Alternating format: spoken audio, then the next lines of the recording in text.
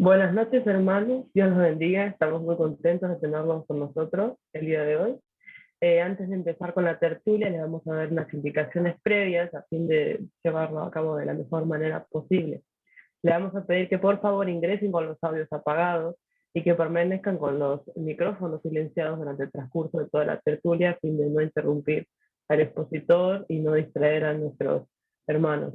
Les vamos a pedir que por favor, si van a ingresar con las cámaras encendidas, dentro de lo posible busquen un fondo adecuado. Y también les vamos a pedir que hagan sus preguntas en el momento indicado por el profesor, por el expositor en este caso. Muchas gracias.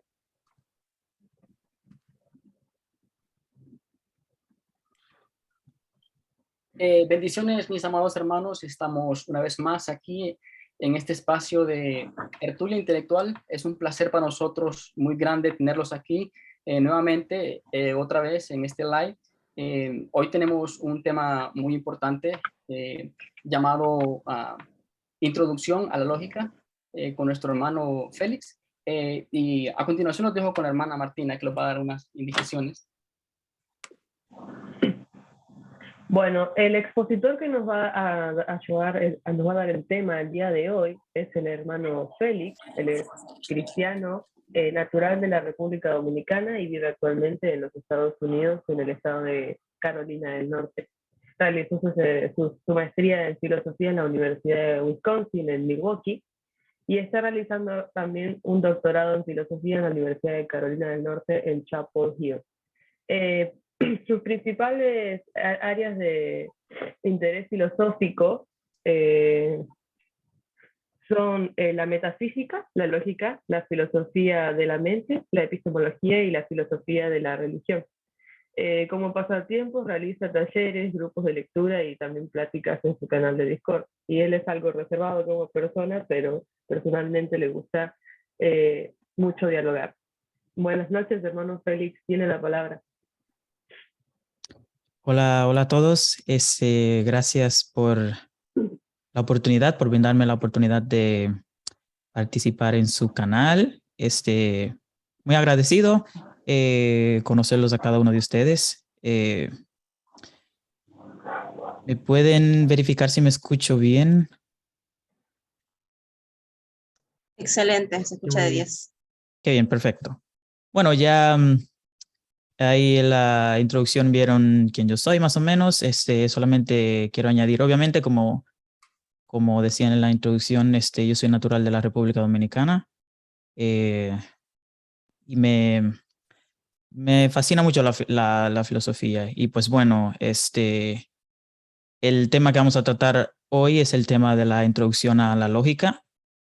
Un tema un poquito complicado de explicar a veces y se me hizo un poquito difícil elaborar una diapositiva precisamente porque no conozco en realidad cuál es el nivel de ustedes, o sea, que tanto conocen de este tema, pero lo hice de la manera que yo entiendo que es más simple posible. Puede que sea un poco aburrido para aquellos que conozcan de eso, para aquellos que no conocen, pues creo que van a aprender algo, por lo menos espero. Y pues bueno, vamos a comenzar. Voy a compartir ahora mi pantalla.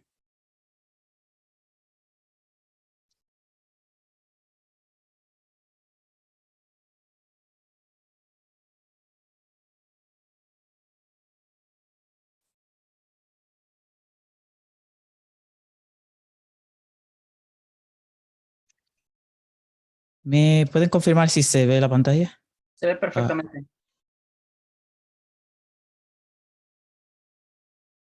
Creo que ahí se ve mejor. Okay. Ahí está mejor. Ok, bien. Un segundito.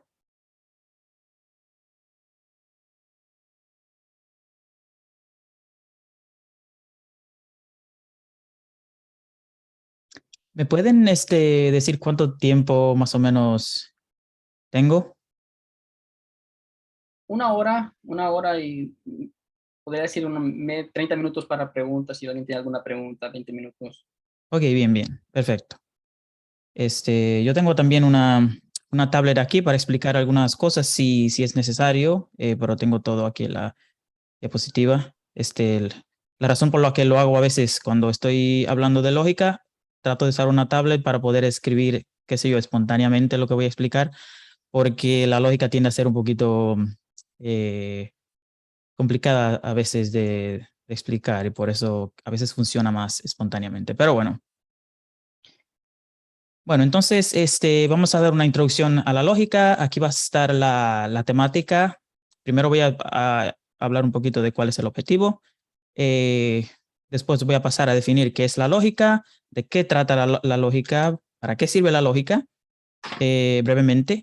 Y luego entonces entramos en un tema más donde vamos a dedicar la mayor parte del tiempo, que es qué son las proposiciones, qué es la lógica proposicional, los argumentos y sus propiedades, las falacias lógicas y, bueno, un pequeño ejercicio al final y algunas reseñas para terminar. Bueno, empecemos entonces con el objetivo de esta exposición. Son algunos que tengo. En primer lugar, despertar el interés por esta área de estudio, que es muy rica, la lógica, y permite a uno desarrollar múltiples habilidades a la hora de dialogar o a la hora de tener una discusión o lo que sea. Ayudar a fomentar el desarrollo del pensamiento crítico, que eso es parte de lo que la lógica hace en las personas cuando uno aprende las maneras de razonar y de pensar correctamente. Aprender técnicas de argumentación, algunas de las cuales voy a mencionar aquí en esta diapositiva. Incentivar el desarrollo de la capacidad de reconocer argumentos defectuosos. Esos argumentos defectuosos también los vamos a considerar aquí. Eso es lo que vamos a denominar falacias. Ayudar a formular argumentos filosóficos por uno mismo. Y, bueno, todas estas anteriores habilitan la posibilidad de que uno se convierta en un mejor apologista. Yo soy de los que piensan que la apologética no debería ser el enfoque final de la persona, sino que el enfoque en otras cosas como la lógica y la filosofía sea que llevan a la persona a ser un apologista. En otras palabras, como diría C.S. Lewis, una persona saludable, para ser saludable, no tiene necesariamente que amar el hecho de ser saludable, sino amar otras cosas. Por ejemplo, una persona saludable tiene que amar el ejercicio, tiene que amar la comida sana. Y eso es por eso que llega a esa etapa de ser una persona saludable. Así yo mismo pienso de la apologética, que lo que nos debe ayudar a nosotros a ser mejores apologetas es la intención y el enfoque y el esfuerzo que le pongamos a otras áreas de estudio, y si desarrollamos las capacidades necesarias en estas otras áreas. Todas estas cosas yo creo que habilitan mucho la posibilidad de convertirse en un buen apologista. Y bueno, un propósito principal de esta exposición es obviamente habilitar eso, de que podamos ver herramientas que nos ayuden en cuestiones de apologética, por ejemplo. Bueno, sin más preámbulo, vamos a empezar entonces a definir lo que es la lógica con nuestro segundo punto aquí. Para definirla en términos sencillos, la lógica es en cierta medida una rama de la filosofía que estudia los lenguajes formales y los principios de la argumentación, la demostración y la inferencia válida. La lógica es en sí interdisciplinaria, porque no solamente se aborda desde la filosofía, sino de otras áreas de estudio, como por ejemplo, hay por ejemplo lógica matemática, simbólica no simbólica, lógica por ejemplo de computación y todo eso. Entonces, no solamente se aborda desde la parte filosófica, pero el día de hoy vamos a abordarla solamente desde la parte filosófica. Típicamente se define la lógica como el estudio de las inferencias formales válidas y la consecuencia lógica. Todo eso lo voy a explicar. También se define como el estudio de los lenguajes artificiales formales, también como el estudio de las verdades lógicas y como el estudio de las características generales de los juicios. Pero yo el día de hoy me voy a enfocar solamente en la número 1. Vamos a estudiar la lógica en la medida en que es el estudio de las inferencias formales válidas y la consecuencia lógica. O sea, nos vamos a enfocar en la A el día de hoy. Entonces, con la A tenemos más o menos una respuesta a la segunda pregunta en la temática, que es de qué trata la lógica. Bueno, ya dijimos que la lógica estudia la inferencia formal válida y la consecuencia lógica. Ahora solamente hay que ver qué son esas cosas. ¿Qué es inferencia formalmente válida y consecuencia lógica? Yo voy a tratar estos dos términos, inferencia válida y consecuencia lógica, como sinónimos el día de hoy por razones de brevedad, pero típicamente se hace una distinción entre inferencia válida y consecuencia lógica, dependiendo del sistema lógico que estemos estudiando y eso. Vamos a tratar estos dos términos como sinónimos el día de hoy. Vamos a dar algunos ejemplos de qué es una consecuencia lógica y qué no es una consecuencia lógica. Por ejemplo, este es un ejemplo aquí. Si tiro la bola cae al suelo. Pero esto último, este es un enunciado condicional, porque dice sí, entonces, o sea, si tiro la bola, entonces la bola cae al suelo. Es un enunciado condicional. Pero el consecuente, es decir, la segunda parte del enunciado, de un enunciado condicional es el consecuente, la primera parte es el antecedente. El consecuente no se sigue del antecedente. No se sigue de que yo tiro la bola, no se sigue que cae al suelo por necesidad lógica. Entonces, por ende, esto último, el consecuente, no es una consecuencia lógica de lo primero, del antecedente. Un ejemplo donde sí hay una consecuencia lógica. Si yo digo, si Félix es músico, entonces alguien es músico. Aquí el consecuente se sigue del antecedente. Y entonces esto sí es un ejemplo de qué es una consecuencia lógica. Otro ejemplo de qué no es una consecuencia lógica es la contraposición de la número B. Porque aunque la B, el consecuente en la B se sigue del antecedente, no se sigue al revés. Es decir, si alguien es músico, no se sigue que Félix es músico. Entonces, lo último no es una consecuencia lógica de lo primero. Entonces, a esto nos referimos con consecuencia lógica. ¿Qué es lo que sigue? ¿Qué es lo que se sigue lógicamente según una estructura válida de un argumento? ¿Qué es lo que se sigue de las premisas que consideremos? ¿Y qué es lo que se sigue lógicamente? Entonces, ya con este así preámbulo podemos ver entonces, todo esto va a ser explicado un poquito más detalladamente, solamente es como lo estoy dando como un preámbulo de qué es más o menos lo que trata la lógica. Entonces veamos ahora, ¿para qué nos sirve la lógica en sí? Bueno, la lógica sirve para muchas cosas. Y voy a hablar solamente de cuáles cosas son más pertinentes para esta exposición, pero la lógica sirve para un montón de cosas. Uno, sirve para formalizar simbólicamente lo que decimos. Y está la pregunta de ¿para qué necesitamos formalizar simbólicamente lo que decimos, obviamente? Y la razón por la que formalizamos simbólicamente lo que decimos es para tener precisión en lo que decimos. O sea, la lógica es como un lenguaje formal donde tomamos el lenguaje natural, el lenguaje que hablamos, y tratamos de formalizarlo. Tratamos de especificar exactamente qué es lo que estamos diciendo. Por ejemplo, en temas de metafísica, si yo digo, por ejemplo, hay un gato en mi mesa, o hay un gato en mi alfombra o algo así, típicamente los metafísicos tratan de, primero le dan una interpretación a ese enunciado y luego lo simbolizan de manera lógica para que podamos ver más claramente a qué tipo de entes nos estamos comprometiendo. Si una vez que traducimos hay un gato en mi alfombra a la lógica, por ejemplo, ahí vamos a ver, la lógica nos permite ver o nos permite, mejor dicho, estructurar qué es exactamente lo que decimos, porque queremos decir con precisión lo que decimos. Yo voy a dar un poquito más de ejemplos de esto más luego, pero en este sentido la lógica para eso nos sirve, para formalizar lo que decimos y formalizando lo que decimos tenemos más precisión de lo que decimos. Y también nos permite ser más concisos a la hora de expresar, qué sé yo, algunos principios filosóficos, algunos principios matemáticos o lo que sea.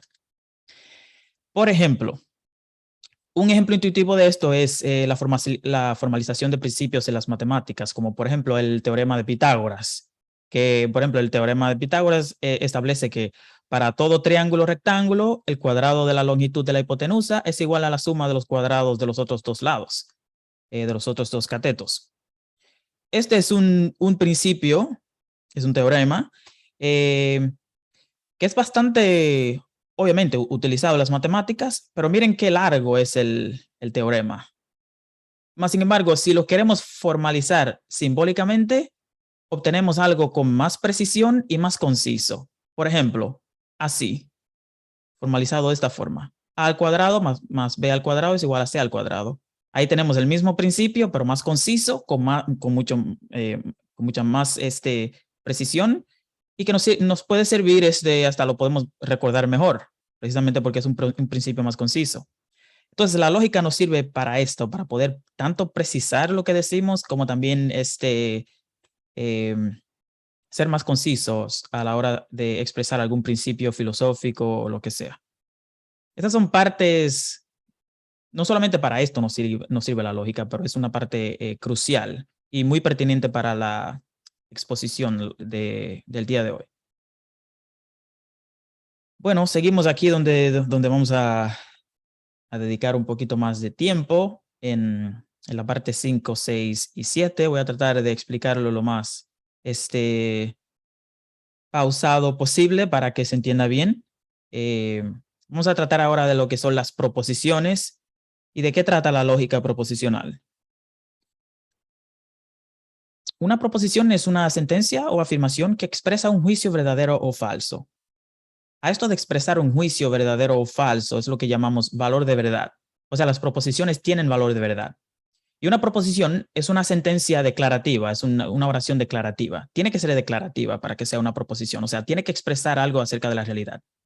Cualquier enunciado que exprese algo acerca de la realidad es una proposición, siempre y cuando este enunciado tenga un valor de verdad, puede ser verdadero o falso. Las proposiciones tienen valores de verdad, como dije, y el valor de verdad de una proposición, es decir, si es verdadera la proposición o si es falsa, depende de si describe o no describe la realidad. Si describe la realidad, la proposición es verdadera. Si no describe la realidad, es falsa. Pero tiene que tener tiene que poder expresar algo cognitivamente significativo, lo mismo que se expresa, por ejemplo, en una oración. O sea, tiene que ser significativa, no pueden ser un montón de palabras juntas porque eso no estaría expresando nada acerca del mundo. Entonces, una cualidad primordial de las proposiciones es que tienen valor de verdad, expresan un juicio verdadero o falso acerca de la realidad. Por ejemplo, Aristóteles fue un filósofo. Eso es una proposición, porque es una oración declarativa, una oración que dice algo acerca de la realidad. La Tierra es plana, es una proposición también, dice algo acerca de la realidad.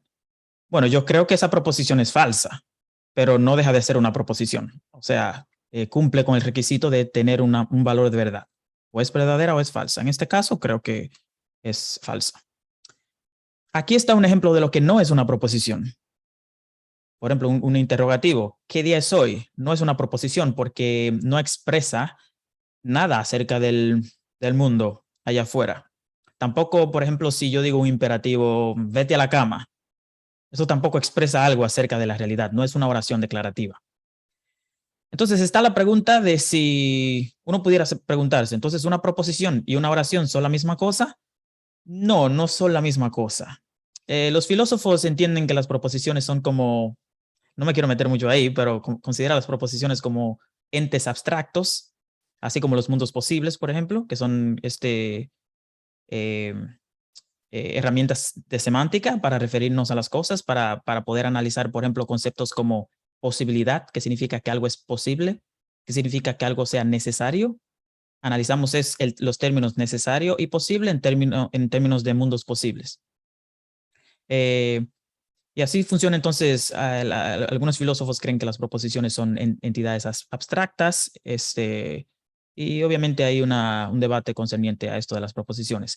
Pero lo más estándar es entender las proposiciones como que expresan, o mejor dicho, las oraciones expresan una proposición. En ese sentido, una oración y una proposición no son la misma cosa, porque la oración expresa la proposición. Por ejemplo, está lloviendo es una oración. Y en inglés, it's raining es otra oración. O sea, aquí tenemos dos oraciones. Pero el contenido de estas dos oraciones, es decir, lo que expresan esas dos oraciones, es una sola proposición. Ahí no hay dos proposiciones. Hay dos oraciones, sí, una en español y otra en inglés, pero están expresando la misma proposición, es decir, tienen el mismo contenido. Y en ese sentido, una proposición entonces es distinta de una oración declarativa. En el sentido, como dije, de que la oración declarativa expresa una proposición y pueden haber 100 oraciones que expresan una sola proposición. Por ejemplo, 100 oraciones, cada una en un idioma distinto. Son 100 oraciones distintas, pero expresan una misma proposición. Por ejemplo, está lloviendo, it's raining, decirlo en otro idioma, en 100 idiomas diferentes expresan una misma proposición. Entonces, esto es lo que se necesita por ahora para entender las características y las propiedades de los argumentos. Necesitamos entender qué es una proposición primero. Y bueno, es básicamente esto, para no entrar en tantos detalles. Ahora bien, vamos a considerar ahora lo que es la lógica proposicional. Por eso hablé de proposición anteriormente, porque la lógica que vamos a tratar el día de hoy es lógica proposicional. La lógica proposicional es la manera más simple de representar el lenguaje. Recuerden que cuando hablamos de lógica, buscamos la manera de representar lo que decimos. La lógica no es ampliativa, es decir, no amplía el conocimiento, no nos da conocimiento acerca de las cosas. Lo que hace la lógica es representar el lenguaje como ya lo conocemos, es solamente que le va a dar una estructura más precisa al lenguaje que utilizamos. Así que cuando ustedes vean una fórmula lógica ahí que parezca bastante compleja, en realidad está expresando algo que se puede expresar en el lenguaje natural, en el lenguaje que hablamos.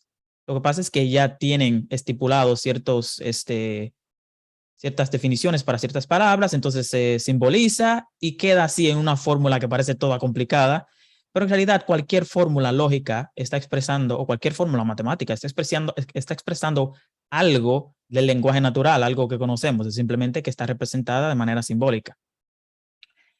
Entonces, la lógica, como dije, la lógica proposicional es la lógica más básica, porque hay una extensión de la lógica proposicional. La lógica proposicional tiene un límite, porque representamos una proposición entera con un símbolo, como por ejemplo P. Está lloviendo, yo lo represento con P.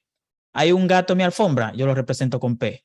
En ese sentido, la lógica proposicional es la más básica, porque tú puedes representar cualquier enunciado con una sola letra, con un solo símbolo. Pero a veces eso ahí tiene un límite porque no nos ayuda muy bien a expresar lo que decimos. Entonces hay una extensión de la lógica proposicional y ahí entramos entonces a la lógica de primer orden y lógica de segundo orden, que yo no las voy a tratar hoy, pero solamente para recalcar cuáles son los límites de la lógica proposicional. Porque en la lógica de predicados, por ejemplo, ya no hablamos de un enunciado completo. Hay un gato en mi alfombra, por ejemplo. Ya en la lógica de predicados, hablamos ya, le ponemos un símbolo al gato, le ponemos un símbolo al predicado, lo que decimos del gato, y ponemos un símbolo a las relaciones que queramos expresar. Pero en la lógica proposicional es simple porque simbolizamos todo con una letra y ya. Pero sí hay muchas cosas que aprender de la lógica proposicional a pesar de que es la más simple. Entonces, en la lógica proposicional lo que hacemos para representar, por ejemplo, enunciados, como por ejemplo, hay un gato en mi alfombra, como dije, es un enunciado que me gusta mucho utilizar, no sé por qué. Podemos representar, hay un gato en mi alfombra con P, Q, R, S, T, V o como sea. Puede ser con P1, P2, P3, P4, como sea. Podemos simbolizar el enunciado entero con cualquier letra. Y también podemos formar proposiciones un poco más complejas. Ya que tenemos P, por ejemplo, le podemos añadir una rayita adelante de negativo para decir no P, o una flecha para simbolizar si P, entonces Q, un punto para simbolizar P y Q, una flecha que vaya en ambas direcciones para simplificar, para referirnos a sí y solo sí. P, sí, solo sí, Q. Un símbolo de una V para hablar de O, P, O, Q. Y utilizando estos símbolos podemos formar oraciones complejas como la que está ahí, con 3 símbolos condicionales y uno de disyunción. Aquí les dejo cuáles son los conectivos que se utilizan.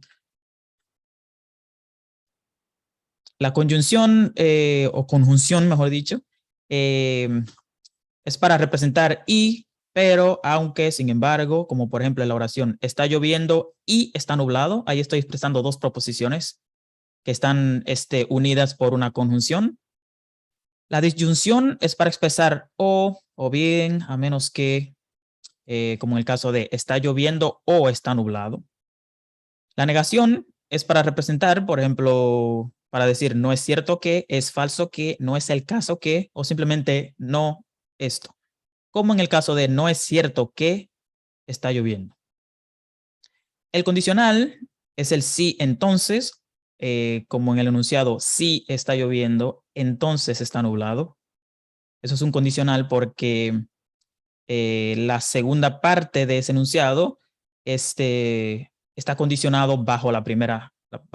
O sea, el consecuente depende del antecedente.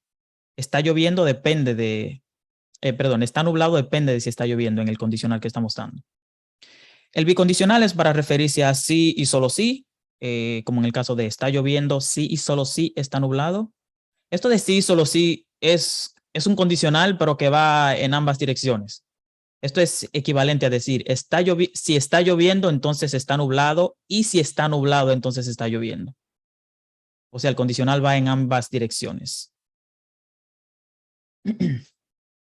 Bueno, ahí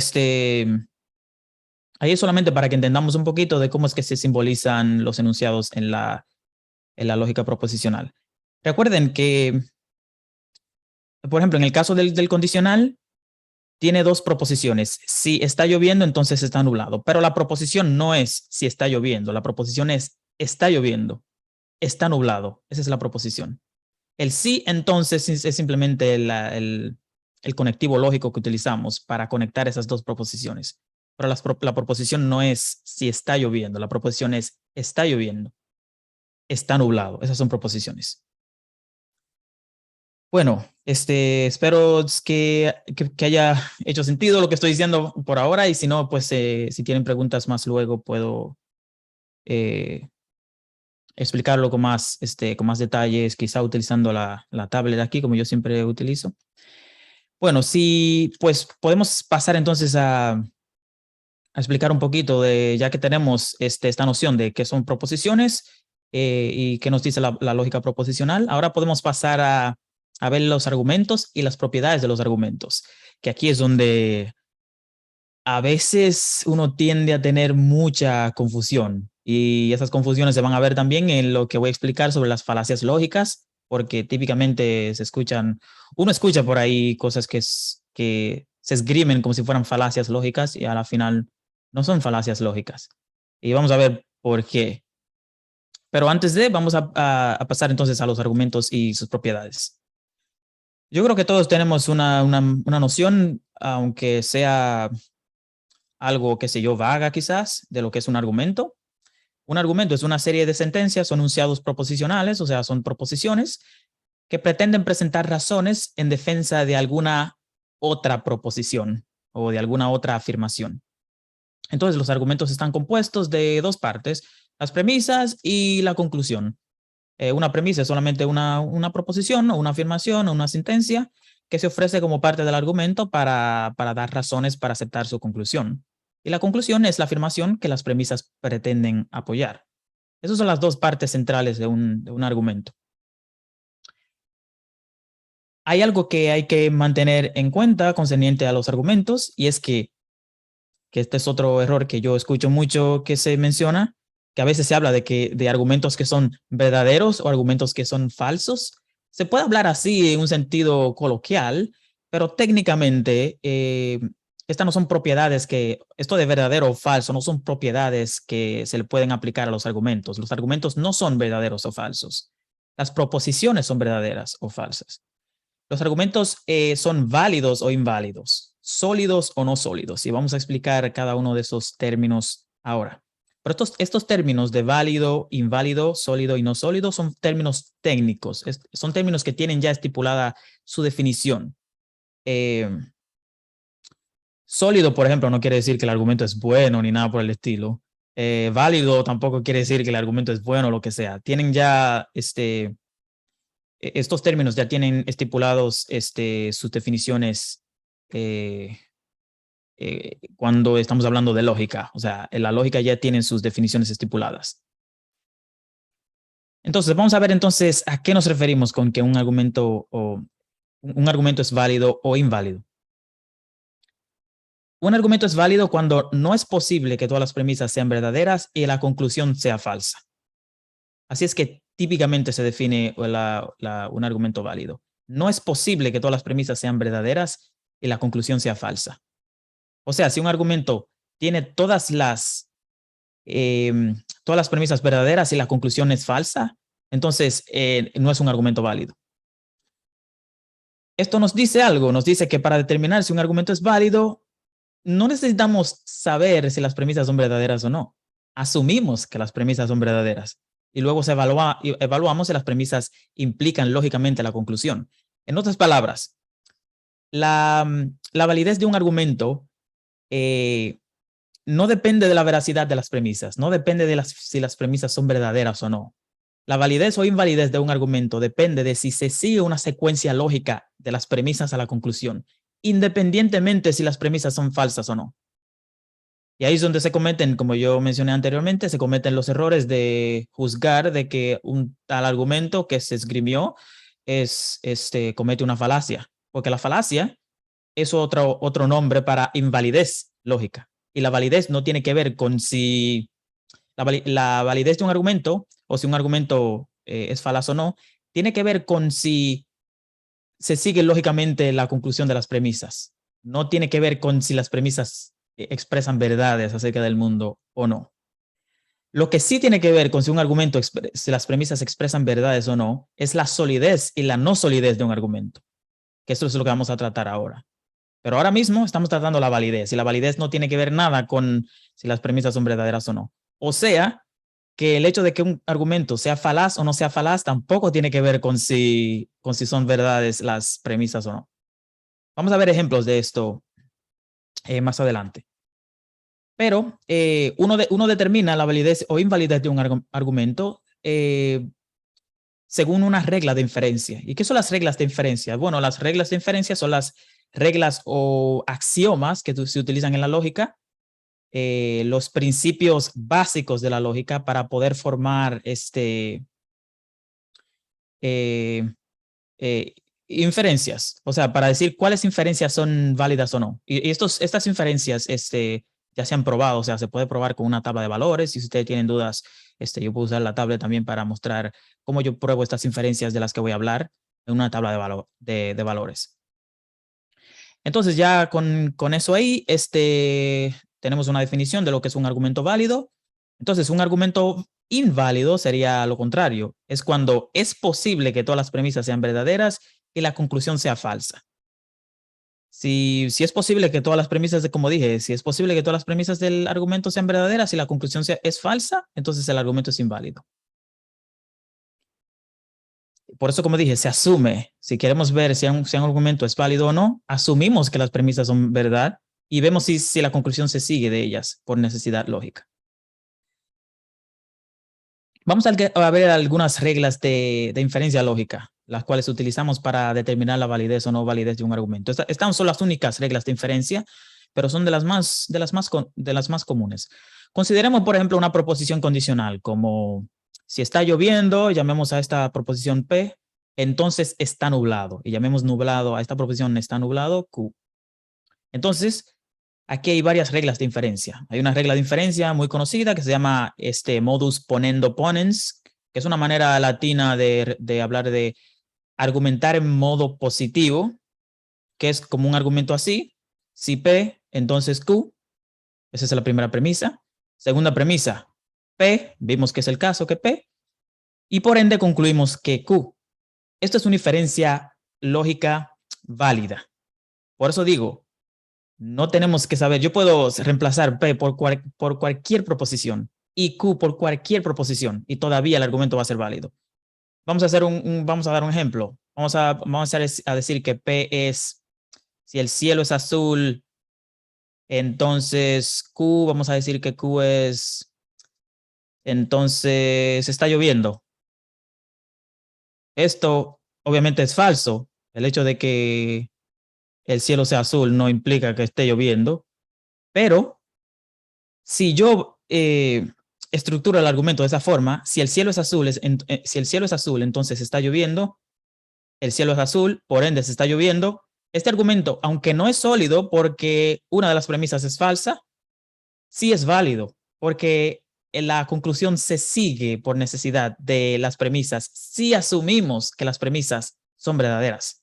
Recuerden, la validez de un argumento tiene que ver no con si las premisas son verdaderas o falsas, porque en realidad lo que hace es que se asume que son verdaderas, porque no importa si son verdaderas o falsas. Entonces lo que uno hace es asumir que son verdaderas para ver si se sigue la conclusión.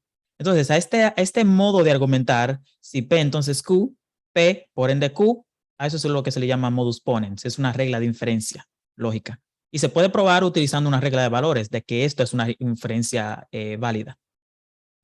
Otra inferencia es la que se le conoce como modus tollendo tollens, que es una manera de decir en latín argumentar de un modo negativo.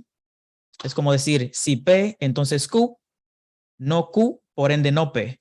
Aunque parezca un poco contraintuitivo a primera vista, como decir, ¿cómo si P, entonces Q, y llegamos a la conclusión que no Q, ¿cómo eso implica no P? Pero eso se puede probar a través de una, como dije, una tabla de valores, y vemos que sí, es una inferencia válida.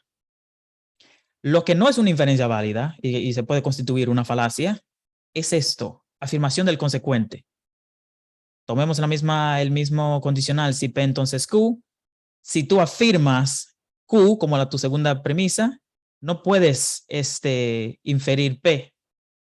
Y eso también se puede probar en una tabla de valores, de que si tú infieres, si del hecho de que la proposición es cierta de que P entonces Q, y descubrimos que Q, el consecuente, no se puede probar el antecedente P de estas dos premisas. Entonces, a esto se le llama afirmación del consecuente. Eso es una falacia.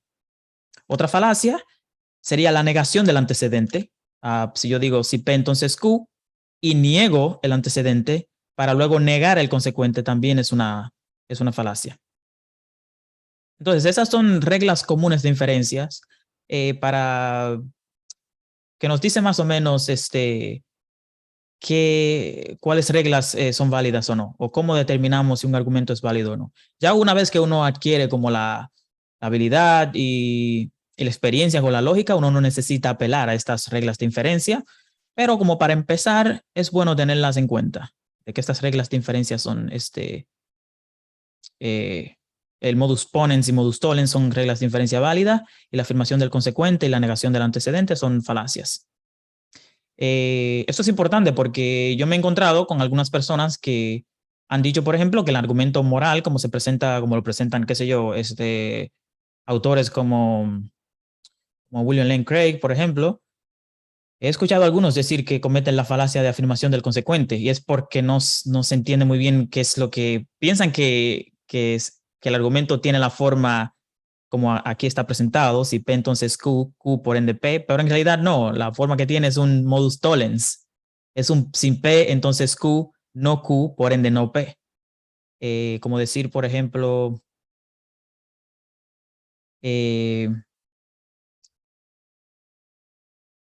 bueno, ya vamos a ver cuando consideremos las falacias lógicas, yo voy a dar un ejemplo, si tengo tiempo, de cómo está presentado el argumento moral, que tiene la forma modus tollens. Pero para no gastar tanto tiempo aquí, vamos mejor a adelantar. Ahora, ya que consideramos la validez e invalidez de los argumentos, ahora vamos a considerar estos otros dos términos técnicos, la solidez de un argumento y la no solidez de un argumento. Como vimos, la invalidez e invalidez de un argumento No tiene que ver con si las premisas expresan una verdad o no. Pero la solidez y no solidez de un argumento sí tienen que ver con si las premisas expresan o no expresan una verdad. Entonces definimos un argumento sólido como como que cumple con el primer requisito, o sea, el argumento tiene que ser válido para ser sólido, y un segundo requisito, las premisas todas tienen que ser verdaderas. Si un argumento no cumple con esos dos requisitos, entonces no es sólido. Si cumple solamente con el primer requisito, es obviamente válido, pero no sólido. Entonces tiene que cumplir con esos dos requisitos para ser sólidos. Y si el argumento no es sólido, entonces esto ocurre cuando el argumento es válido, pero alguna premisa es falsa. O sea, que un argumento no sólido, a pesar de que tiene o sea, nadie quiere presentar un argumento no sólido, por lo menos el argumento, si no es sólido, por lo menos es válido. Es solamente que alguna premisa es falsa. O sea, que la solidez y la no solidez de un argumento, como dije, tienen que ver con la veracidad de las premisas. Y no solamente eso tiene que ver con la secuencia lógica. Ahora bien, vamos a tratar, creo que todavía tengo tiempo. Vamos a tratar, vamos a considerar un poco las falacias lógicas. Las falacias lógicas son defectos, o sea, una falacia es un defecto en el razonamiento. Es un argumento defectuoso. Eso es una falacia. Lo cual explica por qué hay mucho error con este tema de adjudicar que a veces se está cometiendo una falacia o no. A veces, por ejemplo, yo he sido una de aquellas personas que me han acusado a mí de que yo estoy cometiendo una falacia cuando yo ni siquiera he presentado un argumento. Se supone que si yo cometo una falacia, por lo menos lo mínimo que yo debo haber hecho es haber presentado un argumento. Yo no puedo cometer una falacia si yo ni siquiera he presentado un argumento. Entonces, por eso yo le digo a las personas que a veces me acusan de cometer, que sí, una falacia de las más comunes, una falacia como ad populum, apelando a la mayoría, una falacia de apelación a la autoridad. Yo a veces le pregunto a la persona, ok, pues reconstruye el argumento que yo supuestamente presenté, porque yo no puedo haber cometido una falacia si yo ni siquiera he presentado un argumento. Es porque se entiende que si yo apelo a la autoridad, de cierto modo, ya como que se sobreentiende que yo estoy cometiendo una falacia, cuando esto no es así. Y vamos a ver por qué no es así. Hay dos tipos de falacias lógicas generalmente. Hay un montón de falacias lógicas. Por ejemplo, como dije, la falacia de ad populum, que es cuando tú apelas a lo que opina la mayoría para probar un punto. Y aquí está el punto crucial. Es para probar un punto. Si tú no usas la apelación a la mayoría o a la autoridad para probar definitivamente un punto, no estás cometiendo ninguna falacia.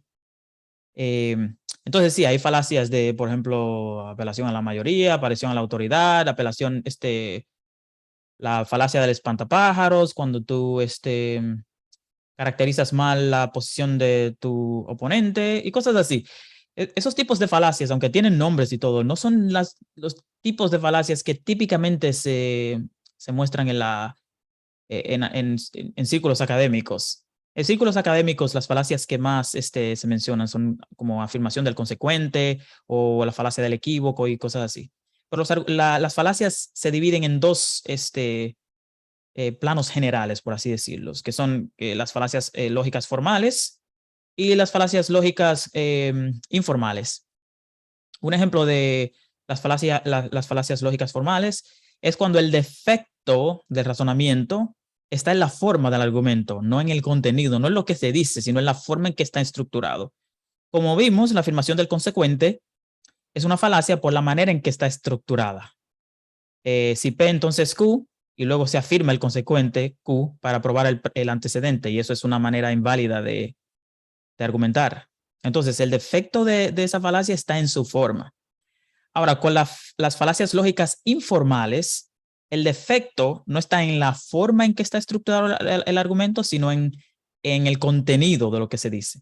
Por ejemplo, la falacia del equívoco. Se comete un equívoco cuando en un mismo argumento tú utilizas una misma palabra, pero con diferentes sentidos. Por ejemplo, si yo digo Un ejemplo.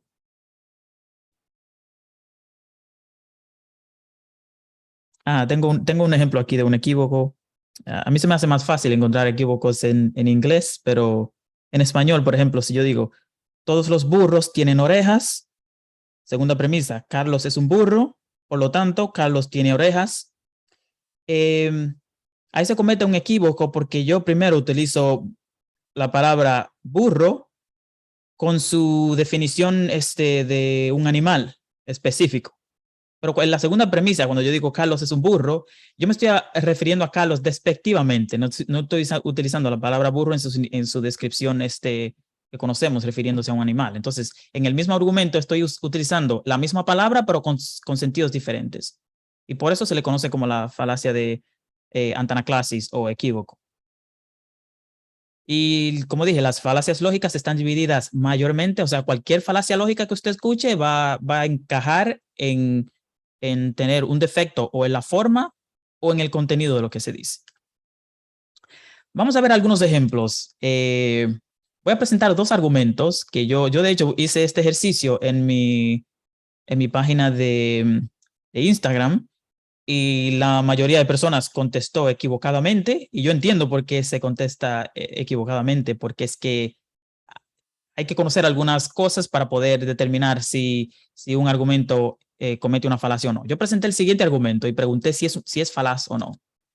Por ejemplo, si la mayoría de personas cree que Dios existe, entonces Dios existe. Esa es la premisa número 1. Premisa número 2, la mayoría de personas cree que Dios existe. Premisa número 3, por ende, Dios existe. Yo presenté ese para hacer un ejercicio así social, presenté ese argumento y pedí que me dijeran si este argumento es falaz o no. Y la mayoría de personas me dijo, este argumento es falaz. Bueno, pero tengo para decirles que no es falaz. Porque como dije, una falacia tiene que ver con si el argumento es válido o inválido. No tiene que ver con si las premisas son verdaderas o no. Lo que típicamente uno piensa es que, bueno, la primera premisa para poder defenderse está como apelando a la mayoría de personas y por ende es falaz. Pero como dije, la falacia tiene que ver con la estructura del argumento, no si lo que se está expresando es verdad o no. Recuerden, para saber si un argumento es válido o no, asumimos que las premisas son verdaderas. Y si yo asumo que la premisa número 1 es verdadera y que la segunda es verdadera, entonces tiene que seguirse por necesidad lógica que la tercera es verdadera. Entonces, este argumento sí es válido.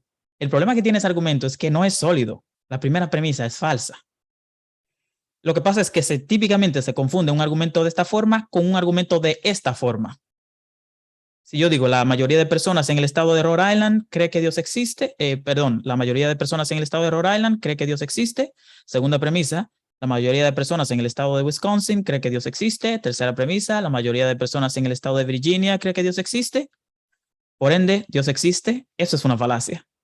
¿Por qué es una falacia? Porque aun si yo asumo que la primera, segunda y tercera premisa son verdaderas, no se sigue la 4, no se sigue que Dios exista. Debe haber algo, como sí tenemos en el caso del argumento número 1, de la premisa número 1 del argumento anterior, tiene que haber un condicional o algo que una las premisas a la conclusión. Pero aquí en el argumento número 2 no hay nada que una, solamente yo estoy apelando a la mayoría y estoy por ende implicando que Dios existe porque la mayoría cree algo. Ahí no hay una conexión, no hay un condicional que conecte esas premisas con la conclusión y por ende esto sí es una falacia, el segundo argumento. Por el primero, no, el primero es válido y no es falaz.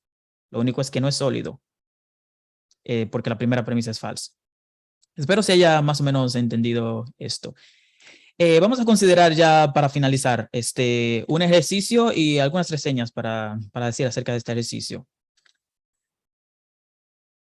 Supongamos que tenemos una teoría que dice, si una carta de estas 4 tiene un número par enfrente, entonces su parte trasera es color rojo. Analicen eso un poquito. Esta es la teoría. Si una carta tiene un número par enfrente, entonces su parte trasera es color rojo. ¿Qué cartas yo debería voltear para saber si esta teoría es cierta? yo fui uno de aquellos que cuando se me presentó esto, yo empecé a decir, bueno, la carta roja definitivamente hay que voltearla. Pero tratar de voltear la carta roja sería cometer una afirmación del consecuente. Es como afirmar que si la parte trasera es color rojo, entonces es par. Pero eso no es lo que dice la teoría. La teoría no dice nada acerca de si la parte trasera es color rojo, entonces es par. Lo que dice es que si es par, entonces la parte trasera es color rojo. O sea que es algo diferente. Entonces la respuesta es que hay que voltear solo 2 cartas. Se voltea la carta número 8, porque decimos si tiene un número par enfrente, entonces es roja. Volteamos la 8 por modus ponens, por la regla de inferencia modus ponens. Y volteamos la carta marrón por la regla de inferencia modus tollens. Es decir, que si no es color rojo, entonces no es par. Eso es lo que dice la forma modus tollens. Entonces, las dos únicas cartas que habría que voltear para confirmar si esta teoría es verdad o no es la carta 8 y la carta marrón. Porque, como dije, no se necesita voltear la carta roja, porque esperar que la carta roja sea un número par es cometer la falacia de afirmación del consecuente. Entonces, esto es un pequeño ejercicio. Yo les puedo compartir la diapositiva para que lo piensen más detalladamente, todo lo que he dicho y todo. Porque yo sé que es como, quizás puede ser mucho material para, sí, especialmente si hay personas que se encuentran con esto por primera vez. En fin, creo que hasta ahí ya lo dejamos y si tienen algunas preguntas, pues este es el momento de preguntar. Gracias por escuchar a todos. Muchas gracias, hermano Félix, por esta excelente exposición que ha hecho. Y ahorita vamos a pasar al tiempo de las preguntas. Si alguien tiene alguna pregunta, puede habilitar su micrófono y hacer la pregunta de hermano Félix.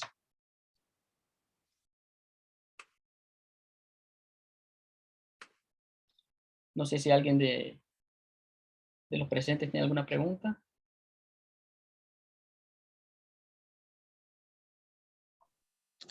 Yo no he revisado el chat, no sé si me han hecho preguntas por ahí.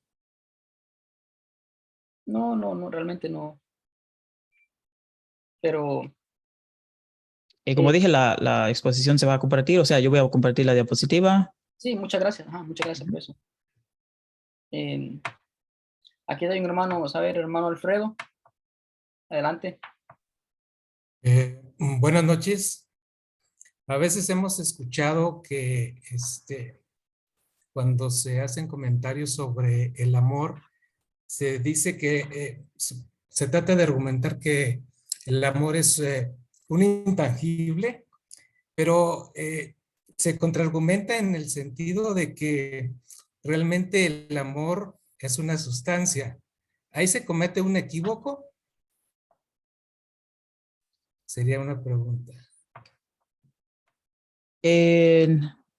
No necesariamente. Lo que pasa es que para cometer el equívoco hay que tener, como yo dije, un argumento bien estructurado.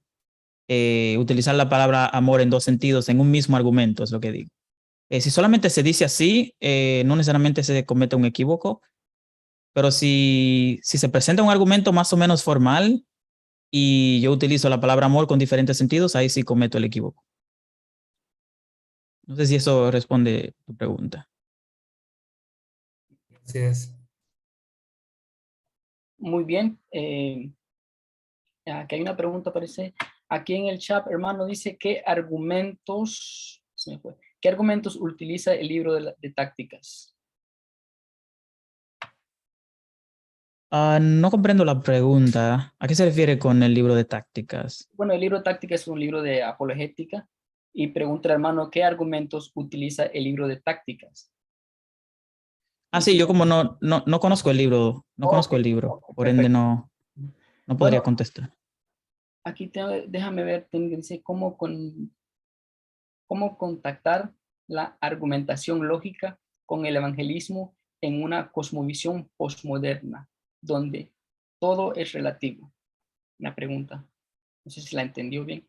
Sí, como dije, la lógica es como una herramienta para poder pensar bien y estructurar bien lo que uno está pensando y cómo formularlo de la mejor manera. Sí, es una herramienta muy importante hoy día, porque típicamente muchos argumentos que se esgrimen, que son relativistas, yo mismo he sido eh, testigo de que cometen muchos de esos argumentos, cometen, si no es que una falacia del equívoco, cometen algún tipo de falacia. Es como cuando, por ejemplo, se presenta un argumento de que la verdad es relativa. A veces lo he visto presentado un argumento como ese de manera equívoca, porque ya tenemos una definición estipulada de lo que es verdad, que por definición no es relativa, por definición. Entonces, a veces se comete el error en argumentos que he visto yo, de cometer equívoco porque presumen una cosa con lo que significa verdad y luego en ese mismo argumento utilizan la palabra verdad de una manera relativa. Entonces, entonces sí, yo creo que es muy importante, especialmente en la cultura postmoderna, conocer de lógica, porque hay muchos argumentos que tocan a uno de manera emocional, pero que a la final terminan siendo falaces. Y los argumentos falaces no pueden ser verdad, a pesar de que nos hayan tocado, qué sé yo, emocionalmente. No pueden ser verdad, porque son contradicciones. O sea, de una falacia se puede probar que utilizando un sistema lógico se puede probar de que te lleva a una contradicción. Toda falacia te va a llevar en última instancia a una contradicción. Y como las contradicciones no son reales, entonces uno no debería aceptar un argumento falaz.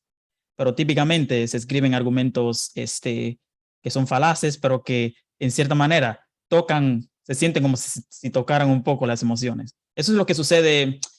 De hecho, hay un escritor que me gusta mucho que se llama Peter Van Inwagen. Es un teísta cristiano muy renombrado en la metafísica. Y él mismo hace esa crítica de que a veces, cuando se está hablando de un argumento moral, quien lleva la ventaja a veces es el ateo, porque el ateo puede apelar a las emociones de las personas a pesar de estar diciéndole una falacia.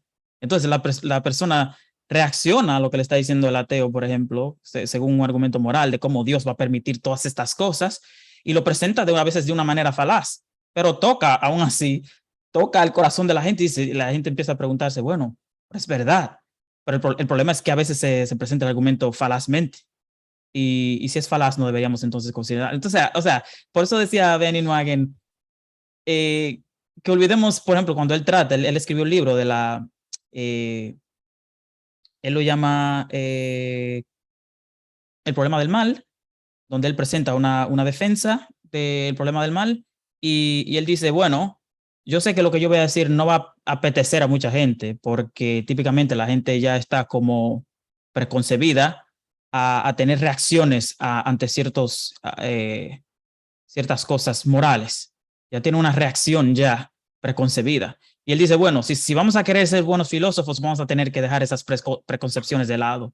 No podemos estar juzgando si un argumento es verdad según qué tanto apele a nuestras emociones, porque eso no es racional. Entonces sí, ese error se comete mucho, especialmente en la era postmoderna. Perfecto, perfecto, hermano. También tenemos aquí al hermano Alex Yepes con una pregunta que levantó la mano, hermano, a ver si está listo con su pregunta. Gracias, hermano, por el espacio y felicitaciones a nuestro hermano. Bueno, para algunos de nosotros que no estamos familiarizados con el pensamiento lógico y filosófico, sí hay que hacer un esfuerzo extra. Y aquí tengo escrito una propuesta, a ver si el hermano me ayuda a discernirlo si está bien. Y es a propósito del relativismo que está impregnando nuestra sociedad. Y nada más es como un ejercicio, porque se habla de que mientras la mayoría lo piense, lo diga, lo haga, entonces eso se va volviendo norma y eso está bien, es correcto. Entonces, se me ocurre esta idea. La premisa 1 sería, la mayoría de las personas tienen caries. Premisa 2, lo normal es lo que la mayoría hace, dice o tiene. Y la conclusión sería, por tanto, las caries son normales. ¿Qué opinaría de ese planteamiento? Sí, el argumento me parece a mí a primera vista válido, es completamente válido. Válido en el sentido de que, como dije, como la validez no tiene que ver con si hay verdad o no en las premisas, si solamente si se sigue una secuencia y si se asume que las premisas son verdaderas, veo que el argumento es válido, sí. La parte que habría que observar, que es la parte importante realmente, es la parte de la solidez, de si las premisas están expresando una verdad o no. Como diría Van Inwagen también, la validez de un argumento es barata. Por ejemplo, yo puedo convertir cualquier argumento falaz en válido. La validez es barata. Lo que queremos es saber si las premisas de un argumento son verdaderas o no. Y ahí es donde está el meollo del asunto. Ahí es donde habríamos que ver si las premisas que usted ha presentado son verdad o no. Correcto. El Entonces, argumento es válido, sí. es válido. O sea, en ese sentido debemos tener claro, los cristianos, especialmente para una defensa, que no se confunda lo que es válido con lo que es sólido, es decir, un argumento válido a lo que es un argumento sólido, porque por ahí puede estar la confusión y el aceptar o no cierto tipo de planteamiento que hagan los ateos o los de cualquier otra postura. Uh-huh. ¿Verdad? Exacto. Ok, esa era la inquietud. Sí. Gracias, hermano Félix. Uh-huh. Ok, muchas gracias, hermano. Bueno, vamos con una pregunta más y vamos a escoger otra pregunta de aquí del chat y con eso vamos a terminar. El hermano Eric López parece que tiene una pregunta. Hermano, adelante con su pregunta. Buenas noches, hermano. Muchas gracias. Muchas gracias, hermano Félix, por la enseñanza de esta tarde. Estuvo bastante interesante. Mi pregunta va enfocada a, sabemos que Dios es un Dios lógico, ¿no? Y ahí va en ese sentido, ¿no? La argumentación de la pues de la defensa de la fe, pues va en ese sentido, ¿no? De que todos los argumentos que usemos al tener un Dios lógico, los argumentos tienen que ser lógicos. Pero ¿cómo entran o cómo se podrían en ese aspecto el poder conciliar el tema de los milagros o de las situaciones sobrenaturales, ¿no? Que sabemos que Dios puede hacer con algo que no puede sonar tan lógico para algunas personas, ¿no? Sí, aquí pasa, eso es una muy buena pregunta, de hecho. Con esto pasa que a veces se confunde, por ejemplo, el significado coloquial de la palabra lógica y el significado estricto, académico, riguroso de lo que es la lógica en sí. En el sentido coloquial, uno dice, esto no es lógico. Y simplemente eso quiere decir que a ti no te parece muy real. Pero cuando hablamos de lógica, no hablamos de lo que parece muy real o no. Hablamos de contradicción. Si lo que se habla implica una contradicción. O sea, si alguien quiere presentar un argumento de que los milagros no pueden ocurrir o que son ilógicos, tendría que presentar el argumento de una forma en que haya una contradicción. O sea, una contradicción entre un evento normal y un milagro. Hay una contradicción en que un milagro tome parte de la realidad. Ahora, yo creo que no creo que ningún filósofo ateo vaya por esa línea. De hecho, yo creo que se ha defendido demasiado bien la idea de que los milagros ni son violaciones de la ley de la naturaleza, como diría Hume. Yo mismo escribí un artículo en contra de Hume para mostrar por qué un milagro no es una violación de las leyes de la naturaleza. Y sí, creo que un argumento que parte de la idea de que los milagros violan la lógica es un argumento que va por mal camino. Yo no creo que eso se pueda demostrar. Bueno, quizás en principio alguien pudiera, pero lo que sí es que no se ha presentado. Nadie ha presentado un argumento como ese. Por lo menos yo no conozco ninguno. Lo que sí es que sucede esto de que la gente dice, bueno, eso no me parece tan lógico, pero se supone que si no es lógico, es contradictorio. Es el problema. Y tendría que entonces expresarnos a nosotros dónde es que está la contradicción. Y la contradicción no puede ser implícita, tiene que ser explícita. O sea, tú puedes tener algo que parece implicar una contradicción, pero en última instancia, si es lógica la contradicción, tiene que tener la capacidad de mostrarse explícitamente que a la final vamos a tener que decir P y no P.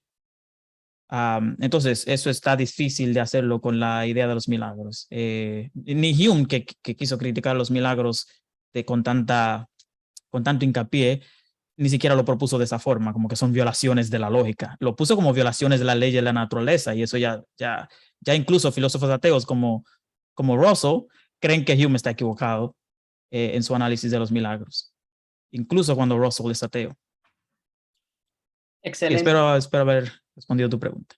Sí, bastante bien, muchas gracias. Excelente. Bueno, y para terminar con la última pregunta, tenemos aquí en el chat, alguien dijo, ¿qué ejercicios prácticos nos sugeriría para empezar a asociar todos los conceptos que nos compartiste hoy en este día? Sí,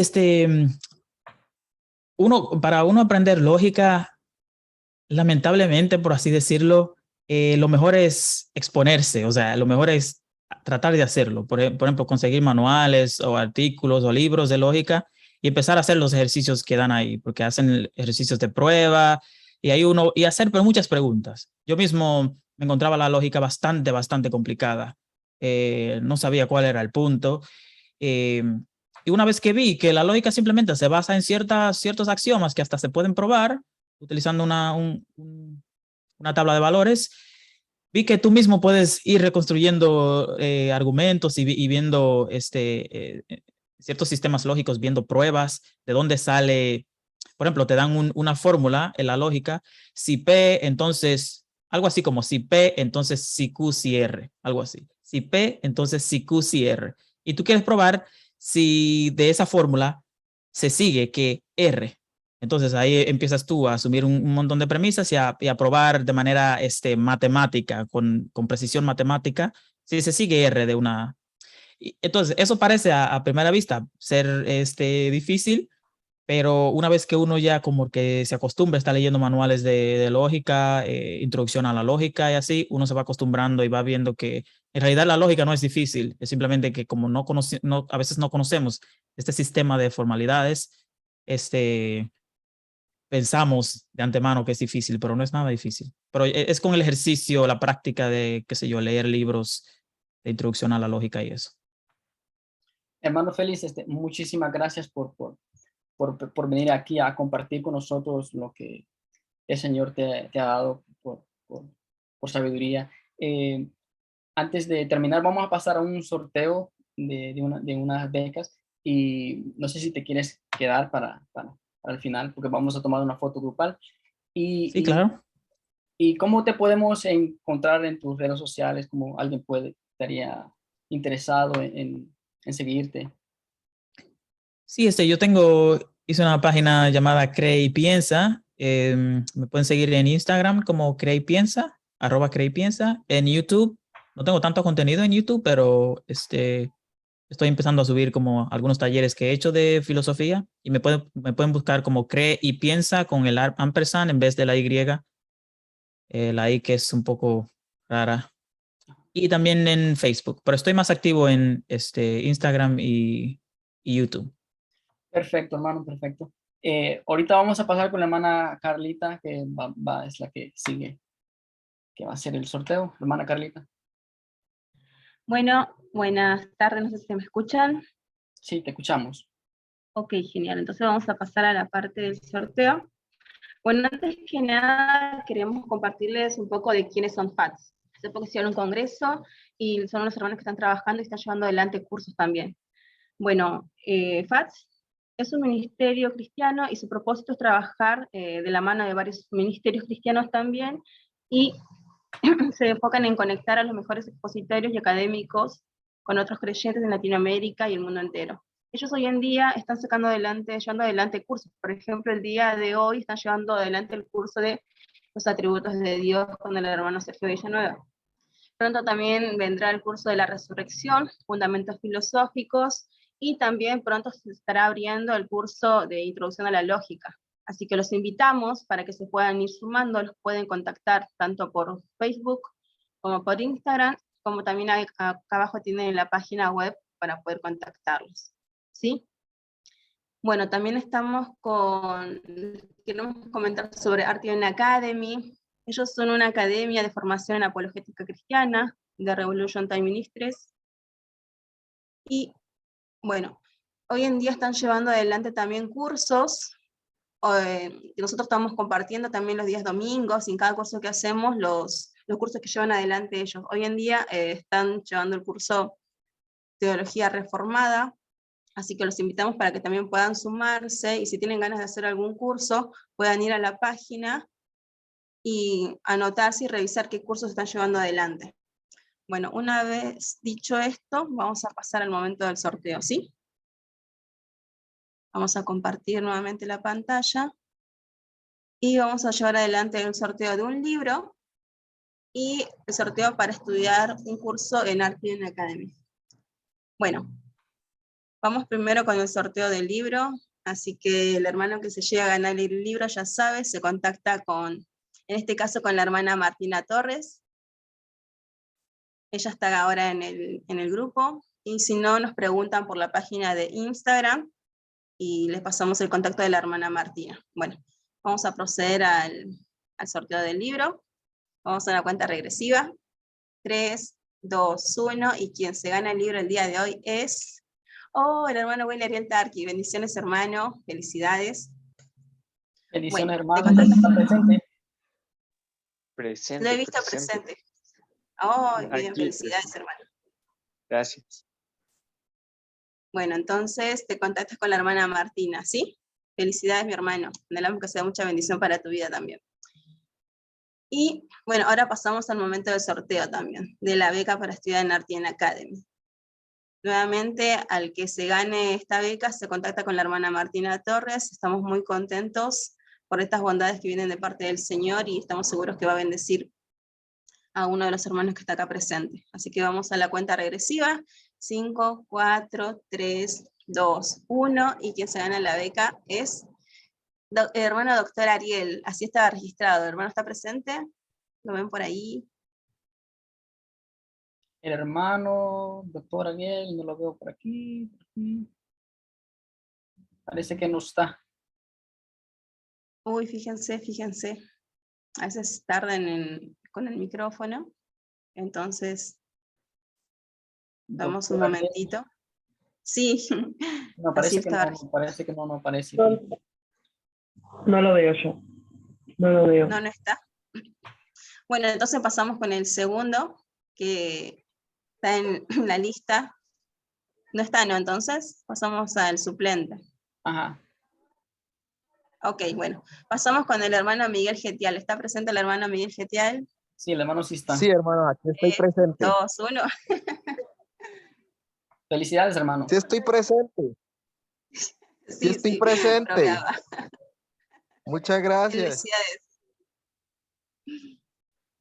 Felicidades, hermano. Bueno, listo, entonces, eso sería todo por mi parte. Les pedimos que se pueden abrir las camaritas. Vamos a tomar una pequeña foto grupal.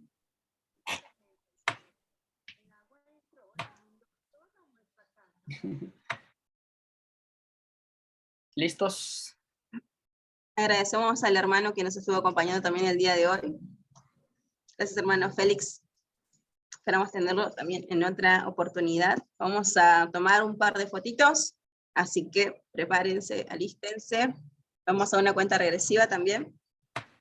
3, 2, 1, foto. Otra fotito más. Preparen las cámaras. 3, 2, 1. Y vamos con la última foto. 3, 2, 1.